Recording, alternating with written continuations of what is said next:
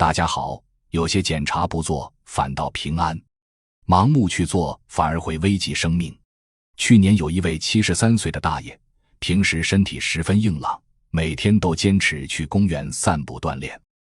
儿子十分孝顺，特意花费5000多元为他安排了一套高端体检套餐。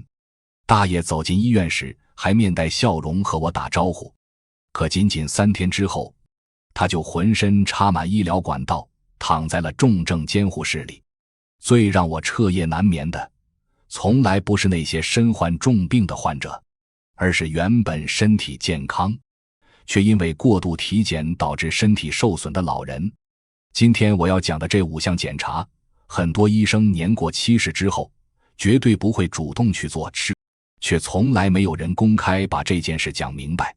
我如今到了这个年纪，有些话再不说就真的来不及了。给我10几分钟的时间，你耐心听完，再决定要不要转发给家里的父母长辈。我先给大家讲2件我亲身经历的真实事情，听完你就会明白我今天为什么一定要录制这条视频。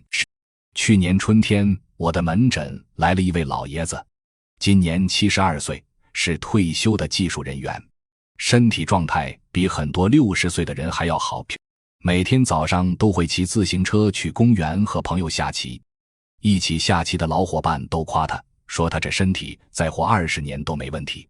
他的女儿十分孝顺，过年的时候专门为他购买了一套价值3800元的体检套餐，套餐里面包含了肠镜检查，也就是通过肠道置入软管来检查肠道内部状况。老爷子之前从来没有做过这项检查，但女儿告诉他都已经安排妥当，干脆一次性做全面一些，老爷子便同意去做了。可在检查过程中，肠道壁出现破损，医学上称为肠穿孔，老人立刻被推进手术室进行开腹修补手术，前后住院40多天，出院时体重下降了15斤，从那以后再也没有骑过心爱的自行车。他的女儿站在医院走廊里，眼眶通红地对我说，他只是想让父亲的身体更健康，怎么会变成这样的结果？双手控制不住地发抖，我站在原地不知道该如何安慰，因为这样的事情我见过太多次了。这不是儿女的错，而是这项检查根本不适合70多岁的老人随意去做。第2件事更让人心酸，一位75岁的阿姨是退休教师，除了血压稍微偏高之外，身体其他方面都很健康。她去体检中心做常规检查时，工作人员向她推荐让她增加一项增强 CT 检查，多花几百元能看得更清晰。既然来都来了，不如做全面一些。阿姨觉得价格高的检查一定更好，便同意做了。增强 CT 需要向血管内注射造影剂，这种药剂需要通过肾脏代谢排出体外。当天晚上，阿姨就感觉身体不适，小便无法排出，全身浮肿，心慌胸闷，送到急诊检查后，确诊为急性肾衰竭。造影剂彻底压垮了她本就功能衰退的肾脏。大家知道肾衰竭意味着什么吗？意味着需要长期透析治疗，每周要做3次，每次要卧床4个小时，往返医院的路上还要花费2个小时。他的老伴每次都风雨无阻的陪同，一年365天，有150多天都耗在医院里。曾经每天都跳广场舞的活力老人，现在连下楼的力气都没有了。仅仅一次体检就换来终身透析的结果，这样的代价值得吗？我说这些话不是故意吓唬大家，也不是反对所有的医学检查，而是这样的严重后果原本是完全可以避免的。如果你觉得我说的话有道理，麻烦先帮我点个赞，转发给你的父母看一看。你今天随手一次转发，或许就能让一个家庭少走一段弯路。为什么同样的检查，年轻人做了没有问题，老年人做了就可能出现危险呢？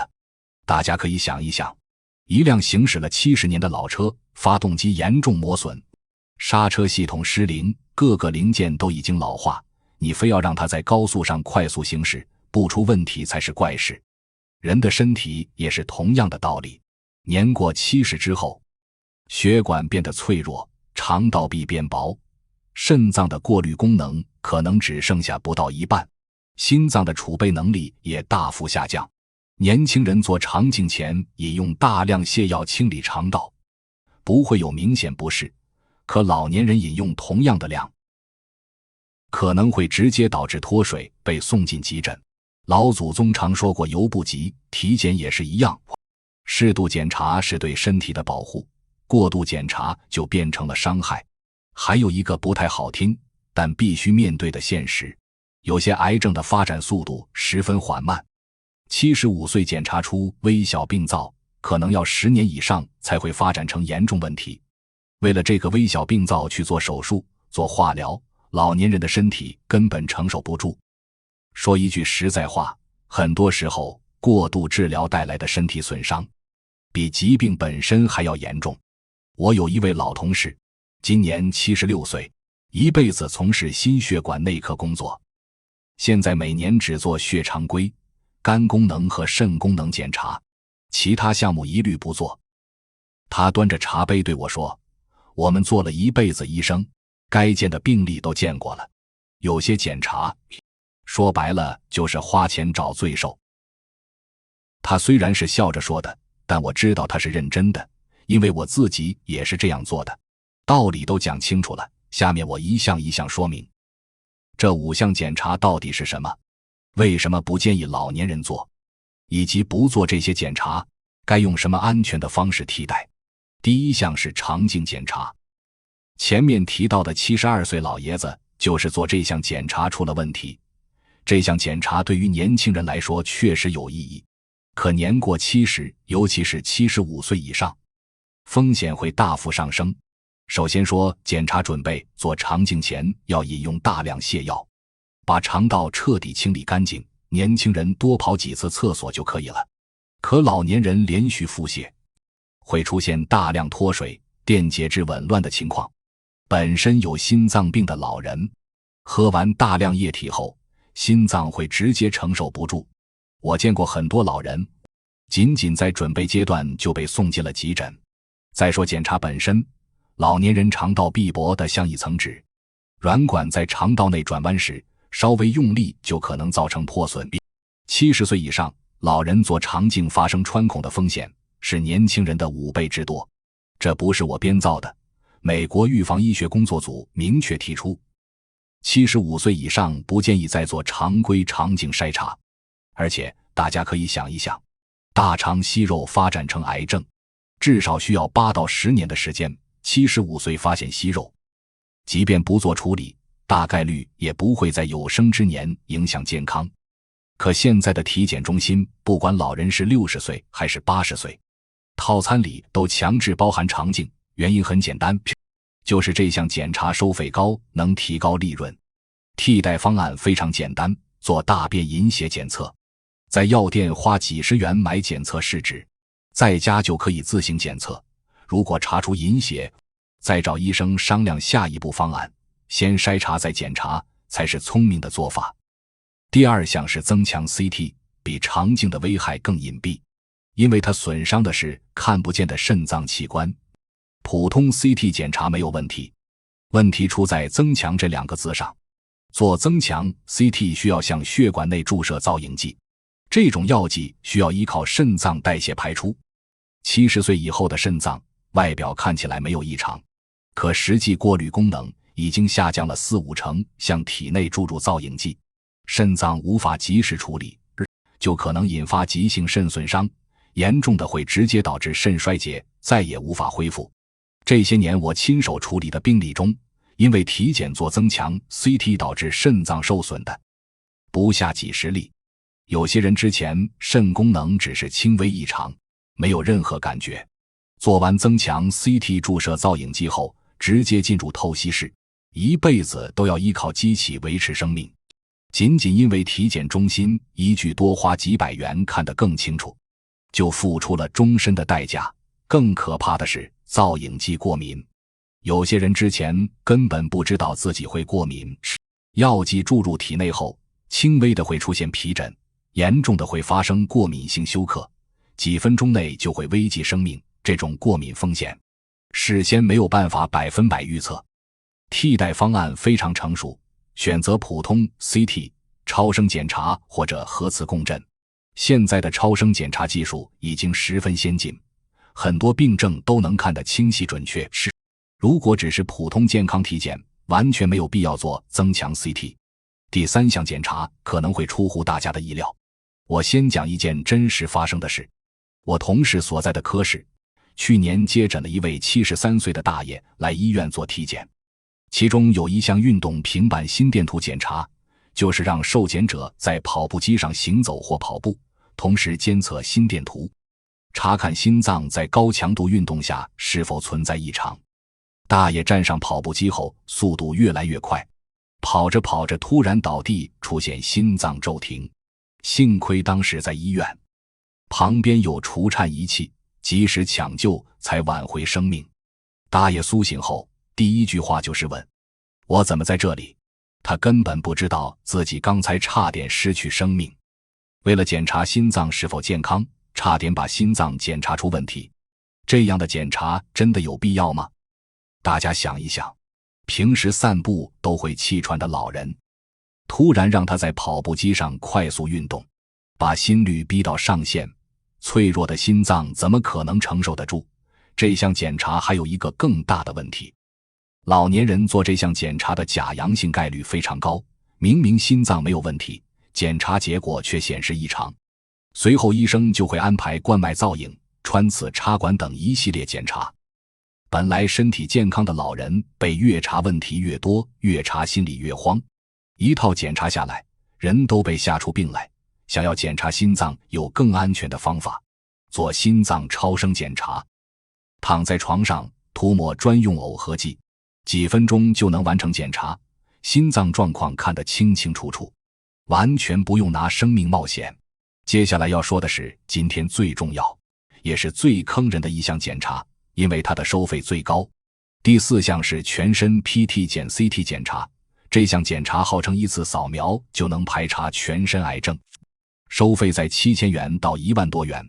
很多高端体检中心把它当作招牌项目，宣传广告说的天花乱坠，好像不做这项检查就吃了亏。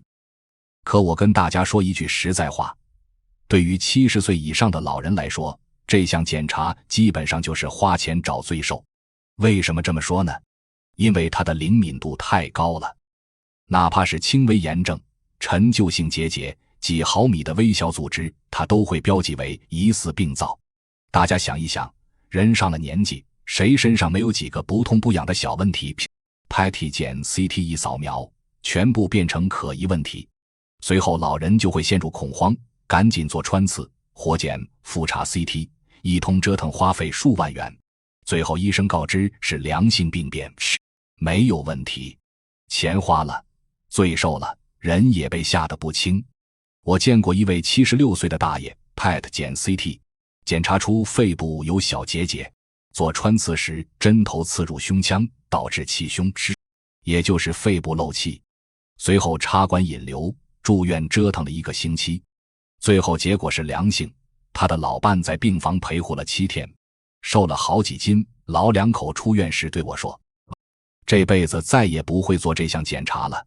还有一个严重问题， PET 检 CT 的辐射量大约是普通 CT 的10倍，用来排查癌症的检查，反而可能损伤正常的身体细胞，听起来十分讽刺，但这是有研究数据支撑的。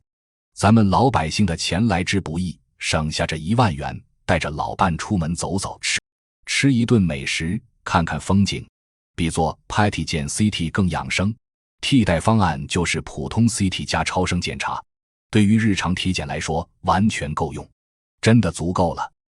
没有癌症家族病史，身体没有特殊不适症状，完全不需要花这笔冤枉钱。第5项是最多人忽略的无痛胃镜，胃镜检查本身没有太大问题，问题出在无痛这2个字上。无痛检查需要注射全身麻醉，让受检者陷入睡眠，过程中没有任何感觉，做完后苏醒，听起来十分舒适。可风险藏在看不见的地方，麻醉药物会抑制呼吸功能，年轻人肺功能好，几分钟就能恢复，可老年人的肺部功能已经衰退。麻醉药物注入后，血氧浓度会快速下降，严重的会直接出现呼吸暂停。我亲手处理过这样的病例，一位78岁的大爷做完无痛胃镜后，在恢复室等待苏醒，30分钟没有醒，1个小时还没有醒，赶紧转入重症监护室，用上呼吸机，2天之后才睁开眼睛。他的老伴在走廊坐了2天2夜，后来拉着我的手说，以后再也不做无痛胃镜了，哪怕难受一点也愿意忍受。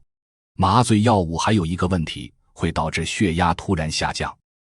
本身服用降压药的老人，麻醉药物叠加作用后，血压会直线降低，脑部供血不足，有人直接引发中风，检查苏醒后人会迷迷糊糊。老年人腿脚本来就不稳，走路容易摔倒，一旦摔倒造成大腿骨折，需要手术治疗，长期卧床还会引发感染，一连串的连锁反应。有些人从此再也站不起来。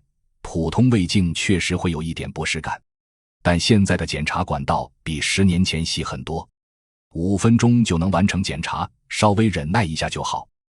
做完后可以自己走路回家，不用他人搀扶。5分钟的短暂不适换来长久的安全，这笔账每个人都能算明白。5项高危检查都讲完了。如果你觉得这些内容对你有帮助，麻烦帮我点个赞，也帮忙转发出去，让更多人看到这些实在话。有人会问，说了这么多不建议做的检查，那70岁以后到底该做哪些检查呢？大家不要着急，该做的检查有很多，而且都十分重要。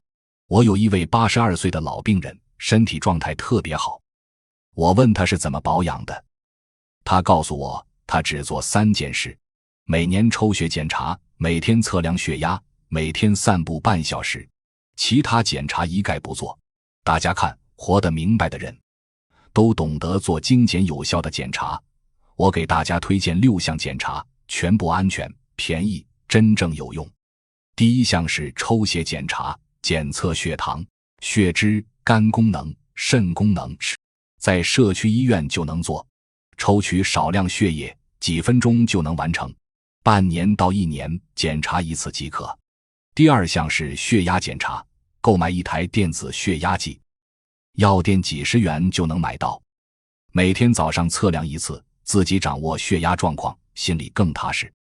第3项是骨密度检查，特别是绝经后的女性，骨质流失速度很快，骨质疏松没有明显痛感，可一旦摔倒就容易骨折，2年检查1次，辐射量几乎可以忽略不计。第4项是眼科检查，青光眼、白内障、黄斑病变，早期都没有明显感觉，1年检查1次，过程快速简单。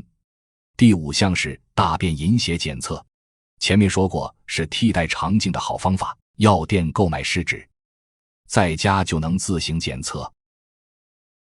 第6项是听力检查，这是最多人忽略的项目。听力下降后，老人会慢慢不愿意说话，不愿意出门，性格越来越孤僻，时间长了容易出现抑郁，甚至认知衰退。尽早佩戴助听器，生活质量会完全不同。这6项检查加起来花费不了多少钱，却能真正守住健康的底线，根本不需要昂贵的高端体检套餐，这些基础检查就足够了。体检的事情讲完了，我跟大家说一句掏心窝子的话，比体检重要100倍的是你每天的生活方式。我下面说的8件事，是我35年从医生涯中总结出最实用的方法，没有一件需要花大钱，可每一件都能改变你的晚年生活。第1件事是精简用药。去年有一位74岁的老爷子来找我，每天早上吃药就要花费20分钟。我让他把所有药物都拿出来，西药有7、8种，中药2种，再加上3、4瓶保健品，总共14种。我仔细查看后发现很多药物作用重复，有些根本没有必要服用，帮他调整成6种。1个月后他回来复查，对我说，活了70多年，这1个月是身体最舒坦的日子。老话说是药三分毒，吃的药物越多，肝肾负担就越重，尤其是那些来路不明的保健品，电视上宣传的天花乱坠，吃了没有效果是小事，引发药物性肝损伤才是大事。能减少的药物一定要和自己的主治医生商量后再精简。第二件事是合理饮食，很多老人早上只喝一碗白粥，觉得清淡养胃，可白粥只有淀粉，营养成分十分单一。早餐要加一个鸡蛋，一杯豆浆，一块豆腐，一定要补充足够的蛋白质。米饭可以少吃半碗，蔬菜多吃一些，不要害怕吃肉。老年人缺乏蛋白质比缺乏任何营养都危险，肌肉一旦流失，摔跤、卧床、感染等问题都会接踵而至。第三件事是锻炼肌肉力量，很多人不知道，比每天走1万步更重要的是锻炼肌肉。不用去健身房，坐在椅子上反复站立坐下，每天做30次，刚开始做不了10次也没关系，慢慢增加数量。看电视的时候顺便就能完成。我有一位75岁的老病人，以前每隔一段时间就会摔倒，我教他这个简单动作，3个月后复查时，他告诉我，现在上楼梯不用扶墙壁了。就这么简单的一个动作，改变了他的整个生活状态。第4件事是充足饮水。去年夏天，一位70多岁的大爷在家突然晕倒，送到急诊检查，确诊为脱水。我问他平时是否主动喝水，他说不口渴就不喝，可没有口渴感，不代表身体不缺水。老年人的口渴感知能力已经变得迟钝，等到感觉口渴时，身体已经缺水很久了。每天要饮用1000到1500毫升的水，早上喝1杯，饭后喝1杯，不要只喝茶水，茶水利尿，喝得越多，身体越容易缺水。第5件事是优质睡眠，不要依靠安眠药，午睡时间控制在半小时以内，超过半小时，晚上就会难以入睡。晚上躺在床上后，不要刷手机、看短视频，床是用来睡觉的，不是用来娱乐的。第6件事是多出门社交，孤独对身体的伤害比每天抽1包烟还要大，这不是吓唬人，是有研究数据支撑的。去公园下棋，跳广场舞，报名老年大学学习书法。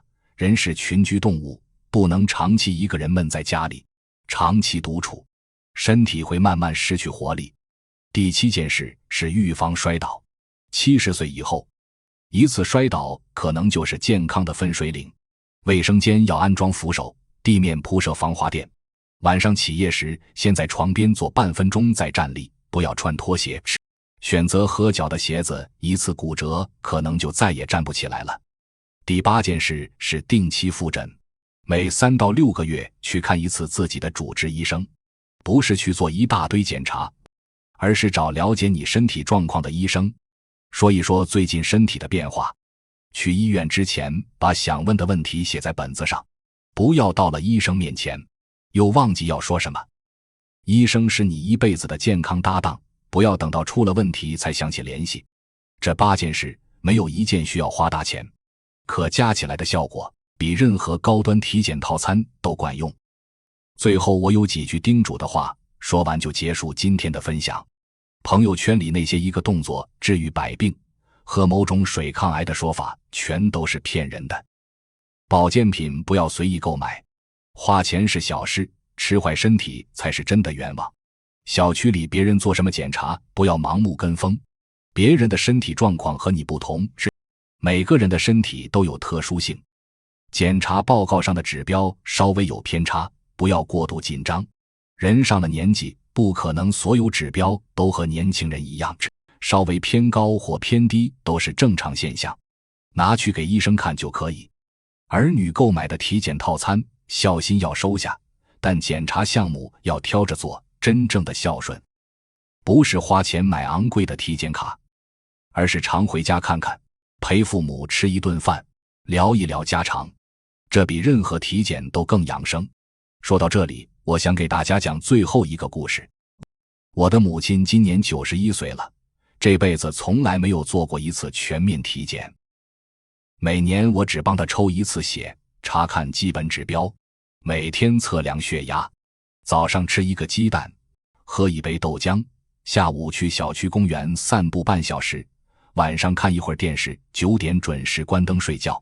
他对我说过一句话，我记了一辈子，人这一辈子不要瞎折腾，吃好睡好，心情舒畅，比什么药物都管用。我做了35年医生，我相信科学，可母亲用91年的人生告诉我一个道理，这是任何教科书上都没有记载的。健康不是检查出来的，是好好生活过出来的。今天讲了快20分钟，全部都是心里话。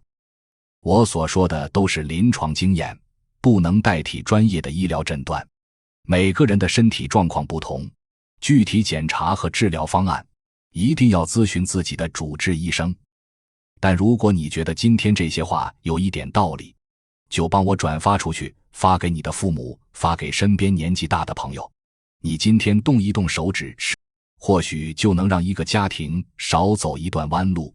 记住，好好吃饭，好好睡觉，好好活着，这就是最好的养生。